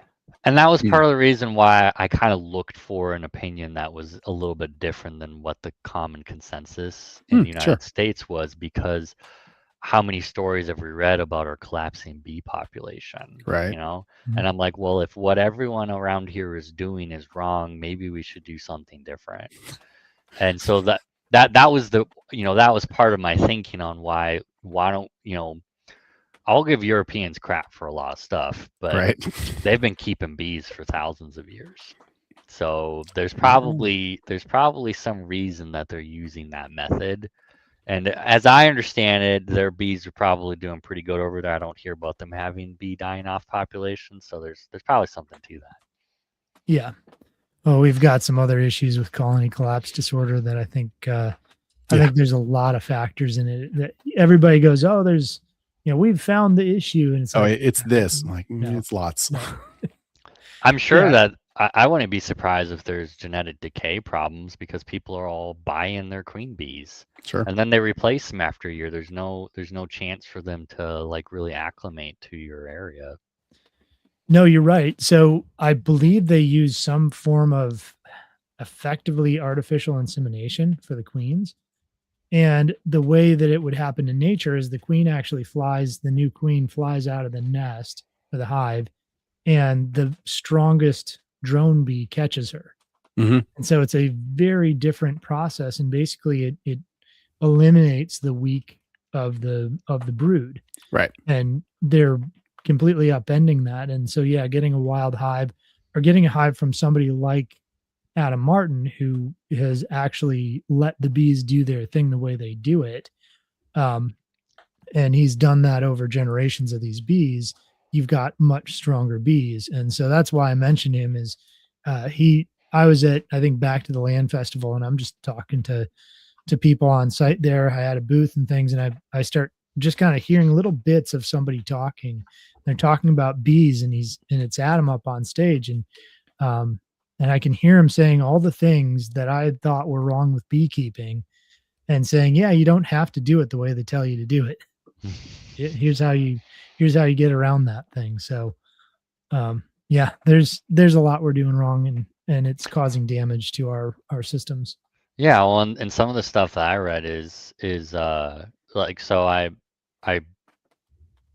deep dived onto this guy's website, the place that I bought the hive, and I bought his book, and I bought all this different stuff from him, all the equipment.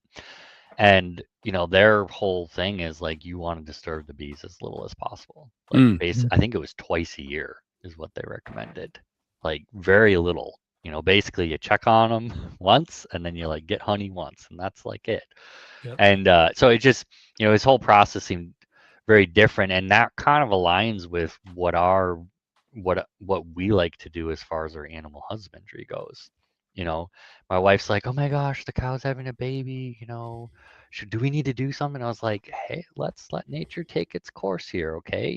These cows have been bred over hundreds, maybe thousands of years to give birth without any trouble. Like, let's give them a chance to do it, But then you also need to be paying attention. We had a cow give birth just recently, and she had mastitis immediately. She had mastitis, and she wouldn't let her calf feed. And we were paying attention, and this was literally like Christmas Eve morning or something like that. Of course, yeah. Thankfully, it was warm out, not raining. And so we were paying attention, and it was clear that she wasn't feeding, and we ended up through a lot of effort coaxing her over to our squeeze chute, which thank God we have a squeeze chute now, and we put her in the squeeze chute and opened up the side and basically let the baby nurse while we had her secured, because she wasn't going to let him or let her. And after and here's the crazy thing about nature. If you were to talk to a vet or whatever, and you're like, "How do we take care of mastitis?" Like, they'd have this whole protocol on how to take care of it. Guess what? Baby fed, let her nurse, all the teats, and mastitis was gone. Like in like a day or two, was gone. So that's nature taking care of it. And didn't hurt the baby at all. Totally fine. So we had her in the squeeze chute for about an hour, and then we let her out, and then we just kind of kept them in an enclosed area for a bit, and it was totally fine. So I'm very big on the minimal intervention, as minimal as we need to be, because nature needs to have a chance to work its magic. Yeah, Greg Judy, I don't know if you're familiar with him, but he's kind of a pioneer in the rotational grazing realm. And he's this kind of older, cranky guy who's hilarious to listen to. But he's got this giant flock of sheep at this point that he grazes on other people's property, and he only puts up one strand of electric wire. And how he got there was basically every single sheep that jumped once he had enough sheep, every sheep that would jump the wire would be dinner. And it didn't matter the size. It didn't matter if they were still a little small or whatever else. Like, that was his rule of thumb.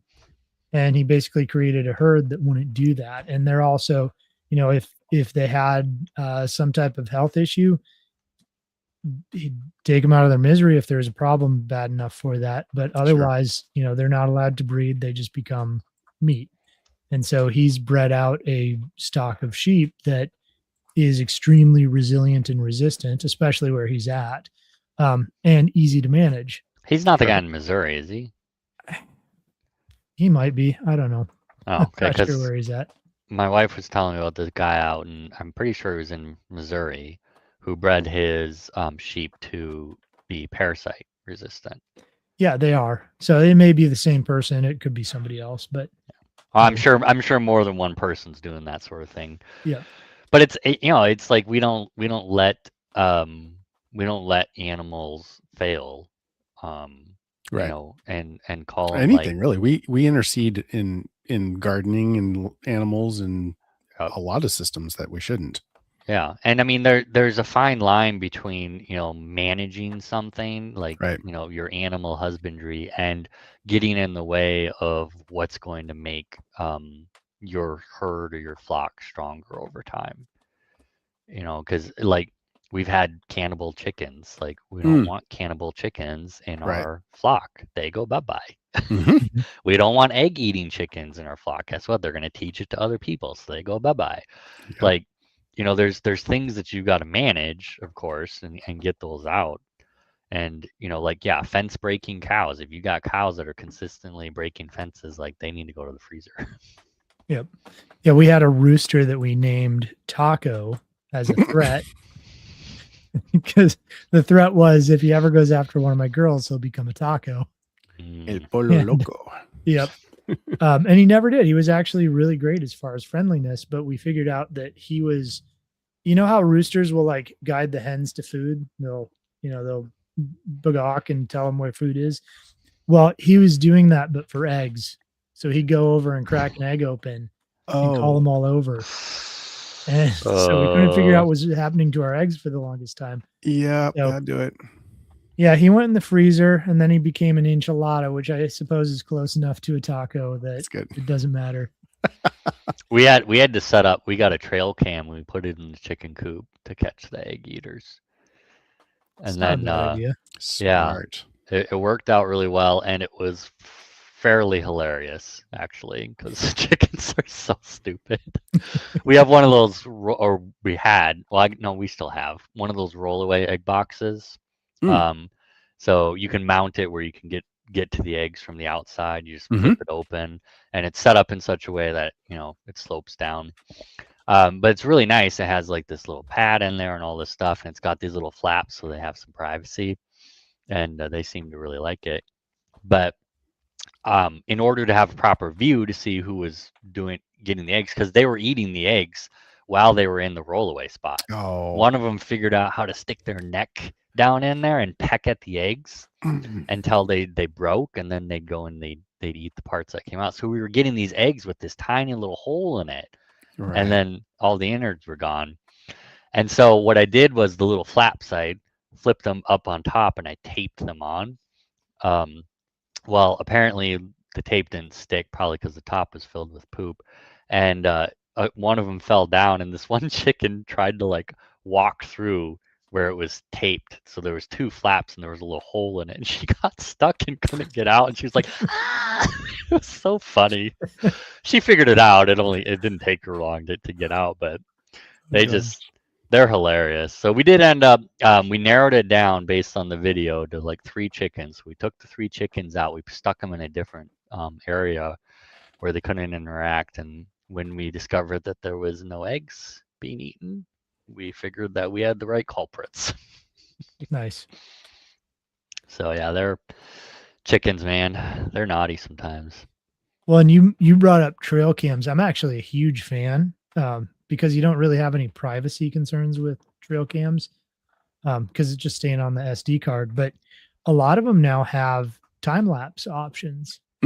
So you can stick one up and have it take, anywhere from 1 to 100 pictures a day, however many you want. Right. Whatever interval you set. Yeah. Yeah. But you can, time lapse your garden over a summer, or that'd be super cool. Time lapse your orchard, or some project that you're working on that's a little bigger, that's going to take a few weeks or whatever. You can have a time lapse of it with very inexpensively. You can pick these cameras up for under $40. Yeah, I was gonna say they've gotten so affordable. It's crazy. The one I got is like waterproof. The battery doesn't seem to last long, but that might be because I'm using rechargeable batteries. They don't seem to, the voltage being lower seems to wear them out faster. So I don't know, but it's pretty nice. I mean, it has really good night vision too for like such a cheap trail cam. Right. One, you can get them with Wi-Fi. So if you want to, like, they don't connect to your Wi-Fi network, but if you want to, you can sit remotely and pull pull pictures off of them, so they're great for security cameras. Hmm. Or you just want to watch wildlife or whatever, but they've got so many uses and they really are quite good. They're high quality, high high megapixel images. Yeah. Yeah, and if you don't beat them up, they'll probably last a very long time too. Yeah. Yeah, they're like dumb technology. They're They just are. they're the Mm. stuff you wanted technology to be, but then it ended up not being. You know, it's funny because like I remember my very first digital camera was, gosh, like 2 megapixels or something. Yeah, I'm right. pretty sure it was $150 or $200. Mhm. You know, now you can go and get a wireless trail cam for $50, Yep. Right. and it will take pictures at night, which my camera couldn't. Yeah, right. Yeah, no, that's pretty funny. They are very useful. Yeah. All right. So a little bit more back on topic. I have one more question. Jared might have some others. Mm. But I was just wondering what you think, if I were to press you on what you think the biggest mistake that people who are looking for a homestead make, what do you think it would be? Hmm. Well, I mean, I can think of a few things, you know, not just any one thing, because nothing's ever as simple as being just one thing. But you know, and we've touched on a bunch of these, but one of them would be, you know, buying land that's too far away from major amenities that you need. Like it's super attractive to be like, hey, I want to go and buy in, you know, Wayne County. I like Wayne County. Wayne County has no codes. You can do literally whatever you want there. You call up Wayne County, you call up the Wayne County people and be like, so can I do this on my property? And they're like, whatever, no big Why are deal. you talking to me? Yeah, Yeah, right. why Just go literally, kill us. why are you talking to me? Just do whatever you want. And you know, but you're far from stuff. And Sure. maybe you're okay with that. Like that's great. Like, but you got to think about, you know, how far is too far or how close is too close to various things, you know, and everyone's going to be a little bit different. You know, Yeah. some people don't think about where the sun is. Ryan touched on this person who bought a north-facing slope property. They don't think about where the sun is. You know, we need sun for everything. You know, I've got the front of my house faces the north. The ice on my sidewalk didn't melt until today um, because it never gets any sun. Sure. So, you know, I'm not going to be growing a garden right there. So, you know, but my land's relatively flat. I don't have to worry too much about north facing slope. But if you're buying a more hilly property, which that's Middle Tennessee or Hmm. East Tennessee, even, you got to think about that. Making sure the property doesn't have any regulations that are going to, or restrictions that are going to get in the way of what you want to do. Like that's something that's really important to think about, like to be looking at any deeded restrictions. You know, obviously most people who are looking to get some land aren't going to end up in an HOA, but there may be subdivision or deeded restrictions. You might be buying in a municipality that has some sort of restrictions outside of like maybe like um, in Middle Tennessee, at least outside of like Davidson County, you're generally going to be fairly good as far as county stuff goes. But if you're in city limits, you know, anything could happen. Yeah. And Um, that's something I see come up in, like Facebook groups about buying homesteads, and is how do I know if this area has restrictions, or it's like it's kind of hard to know and it's kind of hard to find. And that's where dealing with somebody like you who, your area pretty well, the counties pretty well. You might not know every single piece of property right off the bat, but you know the tools to find that information. yeah, Um, definitely. I yeah. mean, we always look for that.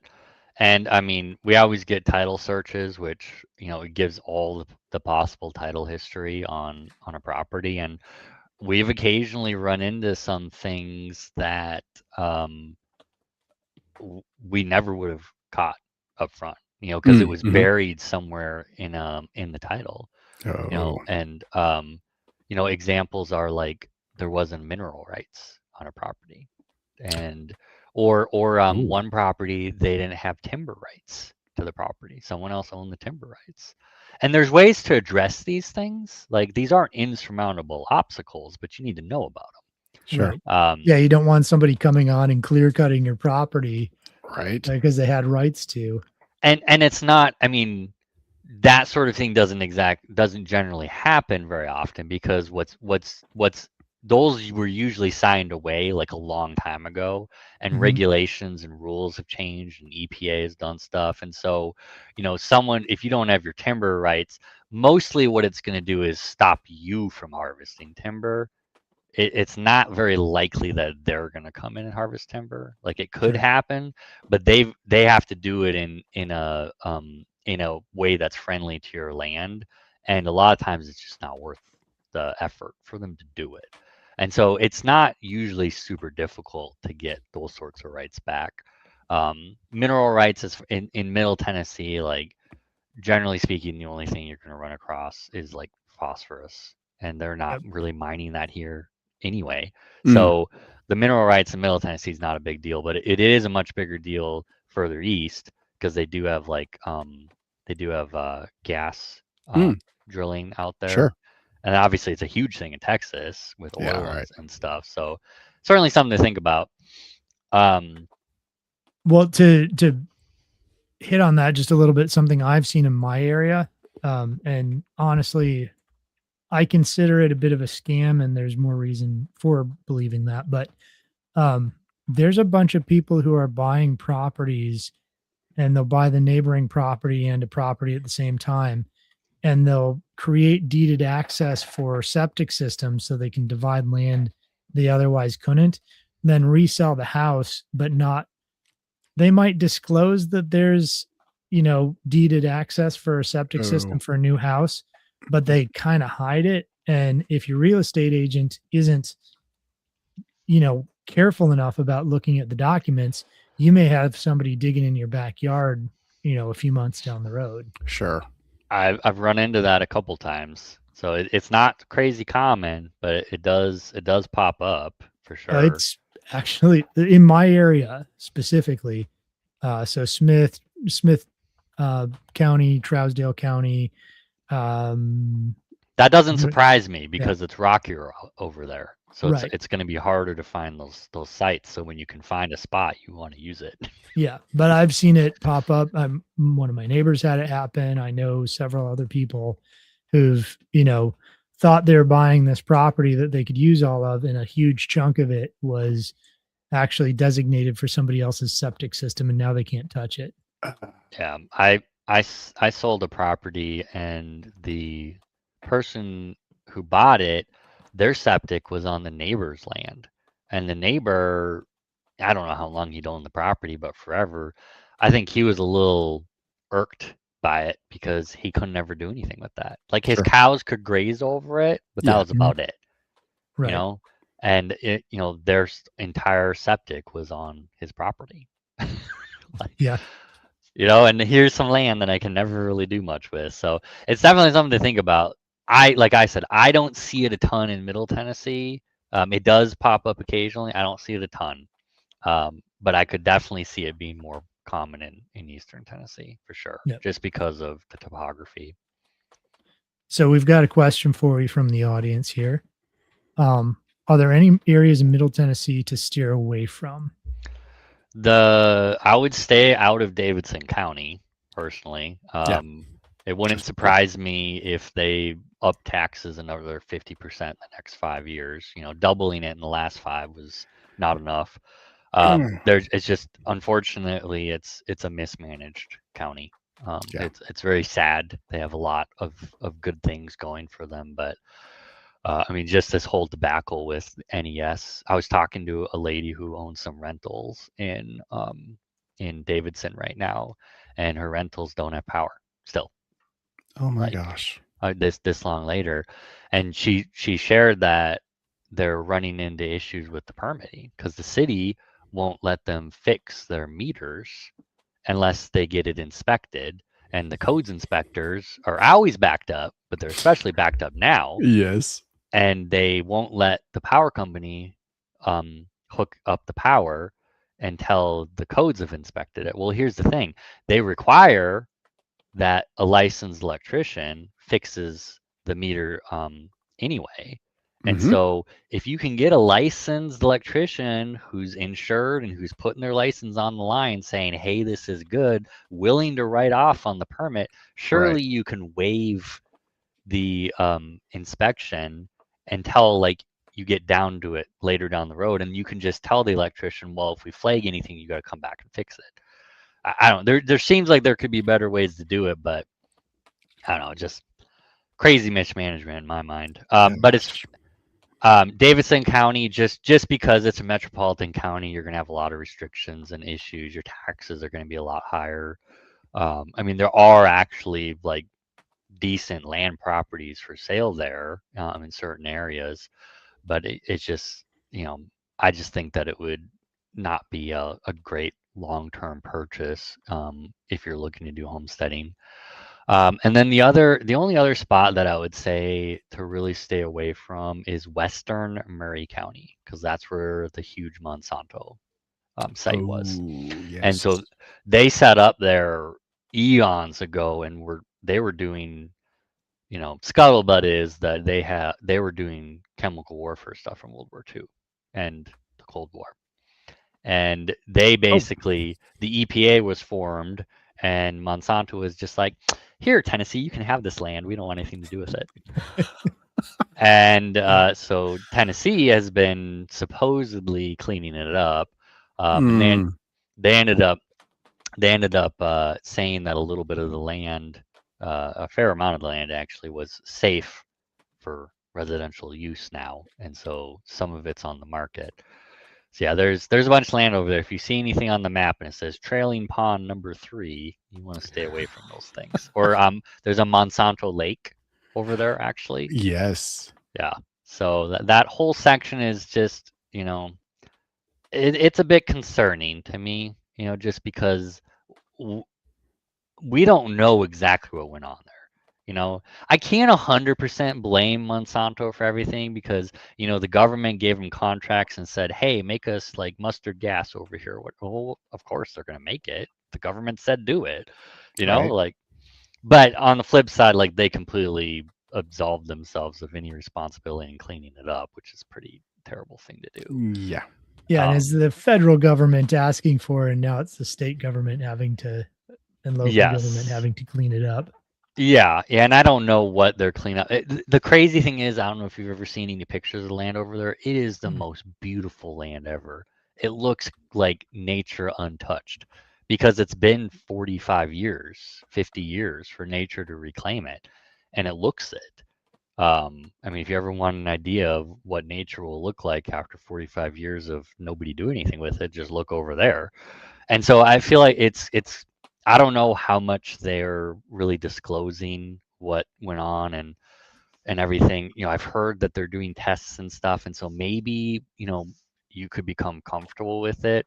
But most people, when I talk to them about it, it's not something that they would want to take on. Yeah, nobody's going to trust that they've run, what they do, they run the wrong test and go, look, it's clean. Mm-hmm.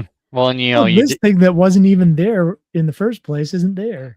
You dig a well and you hit some underground cache of toxic chemicals that they decided to bury. I mean, that could happen. Yes. Or it just would be really concerning to me, which is unfortunate. Yeah, who knows if they had injection wells? I'm sure that they did. They probably did. They're like, we need to get rid of this stuff. We can't dump it on the ground, so let's put it in a hole. Yep. Yeah, I generally say avoid any of the major metropolitan areas. So Knoxville, Chattanooga, the counties that are those, and generally speaking, even the counties that directly surround or touch those are generally going to have a lot more manipulation by, like developers and things like that. So one that I just found. So I don't work over in Knoxville. Okay, so I'm not on the up about all the stuff to worry about over there. But I did hear that you don't want to be too close to the Oak Ridge facility because apparently the background radiation from all the stuff that they did there actually spreads out pretty far. Mhm. I think I read something like it's a noticeable increase out to like 50 miles, Wow. Oh, which is huge. Well, and And it is. they're partnering with CERN, so Yes. where's my who tinfoil knows hat? what they're doing? Yeah. I thought that was only for their computer, the AI computer system, wasn't it? Maybe I Okay, don't fair know, enough. but anybody partnering with CERN, you gotta be a little bit Keep an eye on them. suspicious of. Isn't it Oak Ridge where they're going to test out the SMRs? I thought it was over there somewhere. It wouldn't surprise me. Yeah. I think it was Oak Ridge. They were going to buy like the first one or two, so that could be cool. Yeah. Yeah. So where are we at? Got off on a tangent.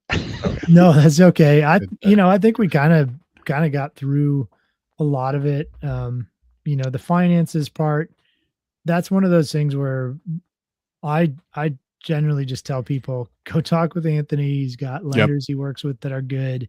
You don't need to know every in and out because most of it's going to go. Eyes are going to glaze over, right? We'll lose the few viewers we have at the moment. There's a lot of options So, out there. We'll just say that. There's lots of options. Anthony's got a good handle on that, and the people he works with can get you even more information where you need it. One mistake that I'll mention, and this will sound self-serving, and it is and it isn't at the same time. So if you remember what I said about why I got into real estate, it was because I felt like our agent, despite being a very nice person, didn't really know what was going on with their doing. Okay. I'm not going to trash talk any other real estate agents. Everyone's got their strengths and weaknesses. I do not run across very many real estate agents who actually understand land. So if Mhm. you're looking to buy acreage, either to build on or to homestead or whatever, it's very important to hire a real estate agent who actually has experience in that.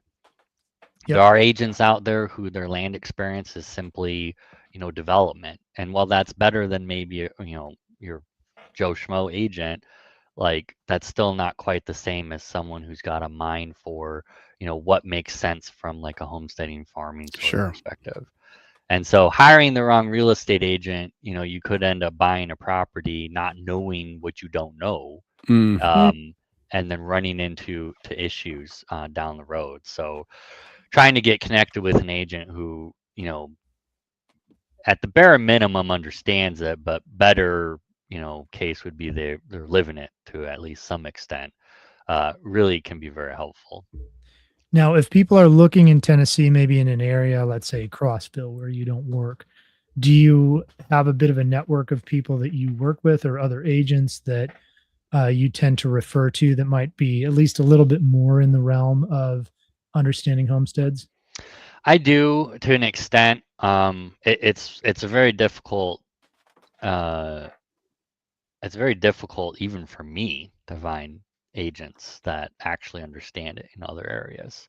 I'll default to if I can't find someone that I know specifically is going to be good in homesteading, I will find someone who actually does land deals.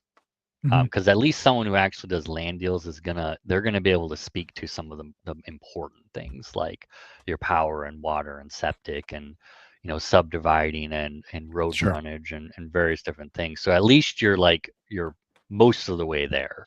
And then I'm always happy to talk with people, even if they're not necessarily buying in this area, talk with people. And then, Ryan does homestead consulting. He's great to talk to as well with properties. So, but yeah, I do have some different people in different areas. It is difficult to find someone who's both knowledgeable in that area and also an actual good agent. Mhm. I know that sounds terrible and maybe self-serving to an extent, but unfortunately, in every single profession that I've run across, there are good people and bad people. And Yep. by bad people, I don't mean like they're actually bad people. No. I mean there are bad people, Well, I yeah. suppose. But what I'm talking about is not the bad people. I'm talking about the people that maybe aren't as good at their job as other people. Like, Yeah, that Venn diagram is a very small sliver. Yes, unfortunately. And it's in every field. Like I've run Yes. across the worst possible lawyers you'd ever meet. You're like, Oh, you went to 8 years of law school and passed the bar, and like, seriously? And doctors, like, I come across terrible doctors all oh the time. yes. So like, it's not, it's certainly not unique to real estate agents, but there's a lot of people who get into the field because the barrier to entry is pretty low, and they get into the field and they don't take the time and the effort to really properly learn it. And it can be the same for other fields. I've had some CPAs that I was just really not happy with their quality of service. And so finding a good real estate agent, finding a good lender, finding a good inspector, Yes.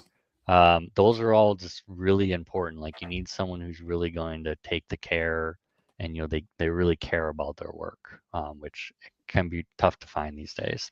So I struggle with finding that in other people sometimes. Yeah, for sure. No, I've seen multiple home inspection companies come and go in my area, because it looks like good money, right? But they don't realize, one, how litigious it can be if you don't do it right, and two, how much nuance there is into actually informing the client in what they need, rather than just taking some pictures and saying that doesn't look right. So yeah, it's everywhere. There's way too much to learn there, really. Mhm. For anyone just to jump into it, like it's I would say home inspecting is probably another one where it's kind of crazy the barrier to entry is so low, honestly. Yeah, in some ways it is, and in some ways it isn't. I know people who have failed the test, 3, 4, or 5 Sure. times. Well, it's the same in Uh, real estate. We yeah, have a test. fair. A lot of people fail that too, but you just keep taking it.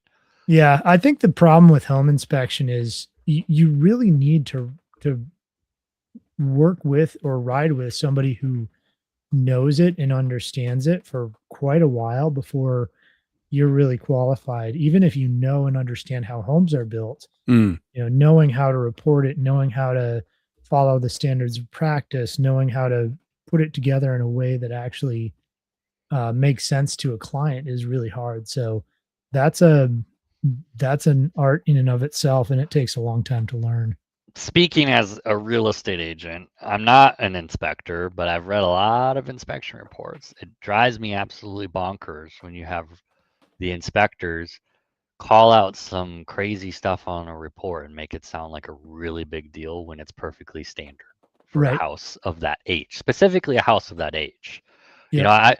I had a house once. I was the listing agent. We got it under contract, and the buyer's inspector said that the electrical was a massive fire risk.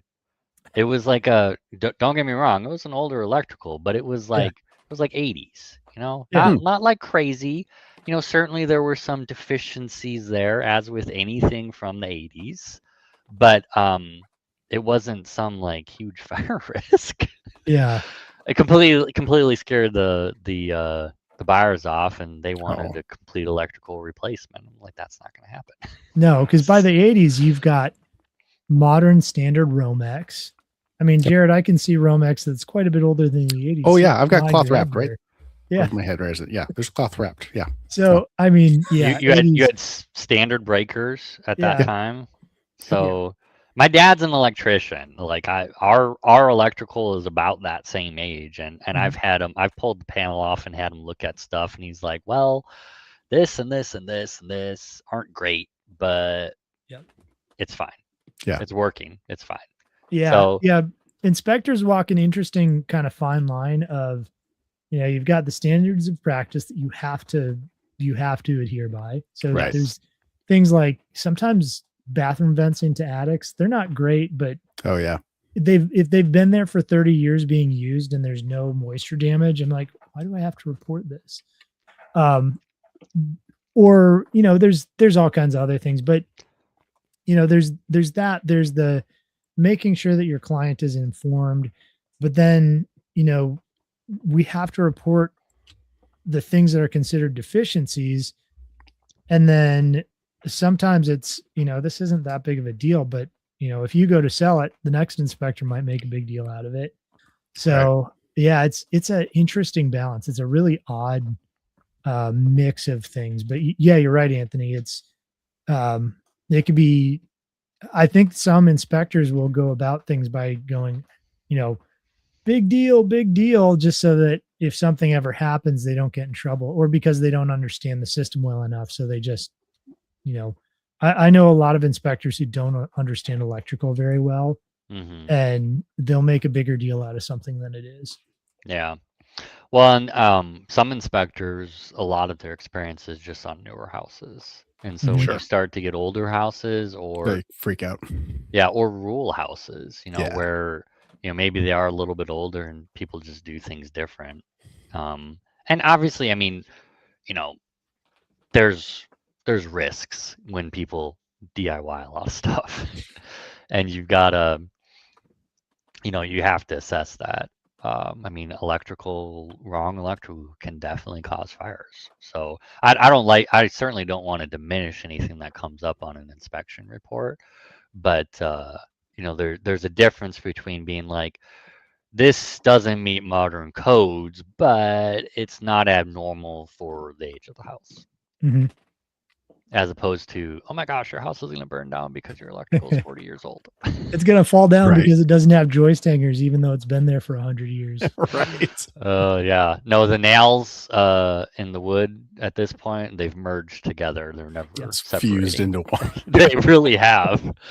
I had we had a guy come out and quote us for some foundation stuff that we needed to have done, and he said, "Well, we can't actually like screw into this wood. It's too hard. We got to pilot hole everything because all of our house is sold. All the wood's oak. Mhm. Oh It's like yeah. hard aged oak. Like the Yeah. stuff is hard as hard can be. So Well, it'll go from, like, they put it in kind of green, or they Yeah. used to, and so it would dry out, and as it dried out, it'd get this kind of bow in it a lot of times. So you'll get like floors and roofs and things that have these bows in Like them, whoop. and you could put 10 times the weight that's on them, and they'd still be fine, but they've got a bow in them because that's how they cured. hmm And it doesn't look nice, and insurance companies don't like it Nope. sometimes, but it doesn't mean there's necessarily something wrong with it. you just got to get under there with a steamer and a jack. That'll do it. That's Smart. right. Yep. No, old homes, like I love them, but I mean, there's definitely things to think about. The construction was just different. I mean, Mhm. our house was made to breathe. Like if I Mm, tried to encapsulate the crawl space, I don't think it'd be a good idea. Because Yep. our house needs to breathe. So, and that was just the construction at the time. Yep. Yeah, I'm still trying to find, and I've got huge gaps in between, like, the walls and the old logs, and so I've got air coming up through from the crawl space. Um, Still trying to find those all the different gaps, and get them sealed properly. We have some pocket doors between our dining room and our living room. And on Saturday, I have one of those little infrared heat guns. On Saturday, I our heater wasn't working properly. I need to get it serviced. So it was like 64 degrees in the house. ooh. But I took the little heat gun and I pointed it up as high as I could go under the pocket doors, and it was 45 degrees. Ooh. And I'm like, where is this cold air coming from? Because it's in between the wall. Like it Right. wasn't coming from the crawl space. Mhm. So I don't know. I don't know. Like I've got some things I've got to address at some point as well, like that. Uh, but never ending, unfortunately. Yep. Yeah, old homes, there's a certain charm and beauty and uniqueness to them, and if they're there and they're old, they've probably, they've stood the test of time in some way. Right. So there's a benefit there, but you're always going to be doing maintenance. They have Hmm. character. That's right, character. I mean, you can't beat the character. I mean, you probably can't see it, but that door behind me is original to this house, and Aw. it's got the original hardware on it. And I found actually on Amazon, found the keys you can buy Oh, that's to awesome. to lock the doors. And I thought that was pretty cool. But I mean, yeah, I mean, we've got so much just like original character in the house that we would like to preserve as much as possible. And you don't really get that on the new houses unless you have tons of money to spend. Yeah. Yep. Yeah, the So- hollow core doors. Yeah, right. Oh gosh, don't tell me about that. Well, Jared, did you have any other questions for? No, this has been Anthony? great. I really appreciate it, Anthony. Yeah, Yeah. I really appreciate you coming on. This has been really cool to get to talk to you about, some of your adventures and what you've seen helping other people buy homesteads. Hopefully it's been really helpful for everybody listening as well. We like to go once around the horn and just let people know where we can be found. So, Anthony, you want to start us out? Sure. So as you probably guessed, I'm Anthony Parker. My website is thislandtn.com. I see TN and I just think Tennessee. So thislandtn.com. We also have Tennessee_homestead realtor as our Instagram, and we're very active on there. And then if you ever want to call or text or whatever, my phone number is 931-321-6890. Well, you just put it out on the interwebs. Yeah. Now you're sunk. Yeah, we I get so many spam phone Oh, calls. yeah. Oh, me too. Yeah, so I put if people are watching this on YouTube, whether live or afterwards, I put Anthony's information down there. So links for him are down in the description, as well as for me and as well as for Jared. So speaking of Jared, do you Yes, sir. want to give us your spiel? Yeah, who Sure. are you, Jared? Who am I? I'm Jared Wilson. I own Resilient Living. So we're a small store right between Sparta and Spencer, right on 111, corner Hodges Ferry Road. I sell freeze-dried foods. I sell books. I've got a whole bunch of books on growing crops, raising critters, bushcraft, whatever. I got my firearms license this morning, so we'll be getting set up in the next month or so to do firearm sales and gunsmithing. So that'll be the next step. I got a whole selection of knives and camping gear, and yeah, so swing by the shop and check us out. You can check us out at resilientliving.com, and all the other socials are all Resilient Living. I want to be your friend, but you're too far away. Oh, road trip. Yes. Check out our website. I love Sparta. It's such a cool town. It and is. I mean, who would not want to be able to live in Sparta and say, "This is Sparta"? They don't say it as often as I liked. That was my expectation. I moved here. I'm like, this, it's got to be why not? That's so unfortunate. Missed opportunity. It's like you go up to Paris, Tennessee, and you're like, "Come on, there's an Eiffel Tower here." I'm in Paris. I would want to if I was in Paris, I'd be like, you know what? If there is not a French bakery here, I need to have one. Like, I Yeah, may not be right. French, but But there we have needs one. to be one here. We're in Paris. Come on. With an espresso shop in it. Yes, definitely. Yeah. Speaking of, there is actually a really cool French bakery in Nashville. I can't Nice. remember the name of it, but we love going whenever we're Nice. in Nashville, which isn't crazy frequent. And he's an actual French guy. There you go. That helps. Yeah, it does. think. It does. I think. All right, maybe. Ryan, what about you? All right, my name's Who are you? Ryan Steva. If you're watching this on my YouTube channel, please like and subscribe, or if it's on Jared's, do the same. But I help people with homesteading stuff. You can find my information at the homesteadconsultant.com. And then my YouTube channel or handle is the Homestead Consultant. And basically anywhere you search online for the Homestead Consultant, that'll be me. So that's my spiel. Thank you both for being here. I've had a lot of fun talking with you. And you inspect homes. And you, Well, yeah, I usually don't. I don't want to confuse people. Oh, okay. Sorry. Homestead consultant, no home Yeah. inspecting. That's right. No, I inspect homes too. it's his alter ego. That's right. Yeah. Well, I mean, it's kind of similar. Like I know I've sent you to some properties where you did both at the same time. Yeah, it's actually kind of cool. There's one recently, and obviously I have to be careful about what I say or who I say it about. But Yeah, it's really fun getting to do the inspection and kind of a overview of the property at the same time. And I've done a couple of those for you. Mm-hmm. Yeah, no, it's always very helpful. So, because I'm walking through properties with people, and I can point out a lot of stuff, but you know, Brian can really go more in depth on some things. Well, cool. So, Thank you so much, Anthony, for being here and spending your night with us. yeah, thanks for having me. Absolutely. Thanks everybody for watching, and catch you next time Tuesday at 7 like normal. Yeah. Okay. See ya.